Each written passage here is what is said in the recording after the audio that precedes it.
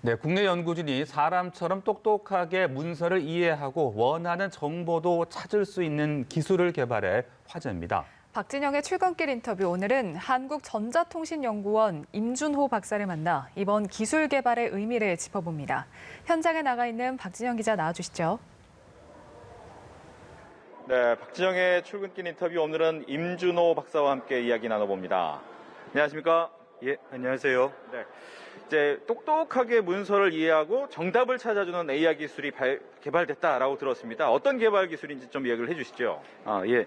최근에 언어를 처리하는 인공지능 기술이 많이 발전이 되었는데 이게 오피스 문서에는 기존에 적용이 안 됐었습니다. 그래서 예를 들어서 국토부와 같은 정부 부처 사이트 아니면 각 대기업에 있는 그룹웨어들, 그래서 사용자가 원하는 정보를 찾고자 하면 단어를 가지고 어떠한 문서를 찾고 그 문서를 직접 다운로드 받아서 열어서 사용자가 필요로 하는 내용을 확인을 했었는데요.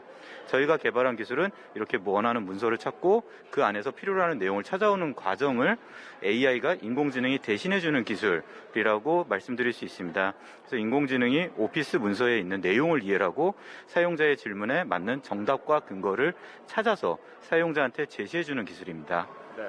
그렇다면 이런 기술을 개발하게 된 동기, 그리고 이 개발의 의미는 어떤 게 있을까요? 예. 많은 분들이 아시는 AI 서비스라고 하면 예를 들어서 AI 스피커를 말씀을 드릴 수가 있는데요. AI 스피커를 얘기를 드리면 날씨를 알려주거나 어떤 알람을 울려주는 일정을 관리해주거나 아니면 노래를 재생해주거나 하는 일상생활과 관련된 서비스를 제공을 해주는데, 보통 오피스 문서는 어떠한 금융상품에 대한 내용, 보험에 대한 약관, 아니면은 정부의 공식 고시 내용과 같은 것들을 보다 전문적인 내용들을 담고 있습니다. 그래서 이와 같은 오피스 문서를 이해하는 기술을 통해서 사용자들이 보다 전문적인 내용에 대한 지식을 제공받을 수 있는 형태로서 AI 서비스가 확장이 될 수 있고요. 이를 통해서 AI 스피커처럼 이제 일상생활을 편리하게 해주는데 인공지능 기술이 쓰이는 것뿐만 아니라 사람들이 전문적인 내용을 파악을 해서 보다 똑똑해지게 하는데 인공지능 기술이 쓰일 수 있다는 데 의의가 있습니다. 네. 점차 생활이 더 편리해질 수 있겠다라는 생각이 드는데, 그렇다면 이 기술이 활용될 수 있는 분야는 어떤 게 있을까요? 예. 어떤 특정 분야에 활용된다라기보다는 오피스 문서가 생산이 되고 어딘가에 저장이 되거나 다른 곳에 다른 사용자한테 전달이 되는 모든 과정 속에서 다양한 활용 예제가 있을 수 있습니다. 소비자와 기업 이렇게 나눠서 말씀을 드리면, 소비자 같은 경우는 은행에서 금융상품에 가입을 한다거나 보험 약관 에 대해서 모르는 내용을 질문했을 때 답을 받을 수도 있고요.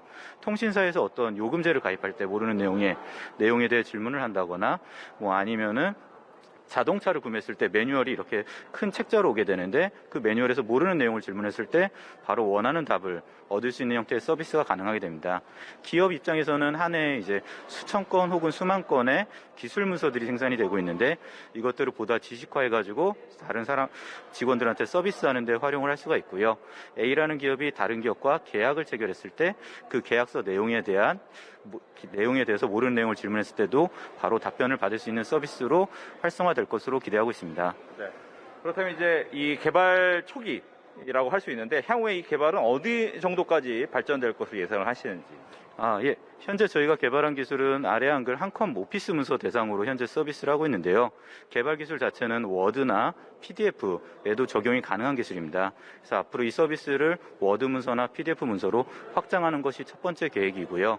그 다음 단계로는 오피스 문서의 내용을 이해하는 수준을 보다 깊이 있게 이해해서 사용자가 어떤 부동산 상황에 대해서 모르는 내용을 질문하였을 때 규정으로부터 그걸 추론해가지고 사용자의 어떤 세무 상담 과 같은 수준까지 가능한 이런 것들을 전문가 의사결정 지원이라고 하는데, 그 수준까지 이 기술을 점차 고도화해 나가는 것이 목표입니다.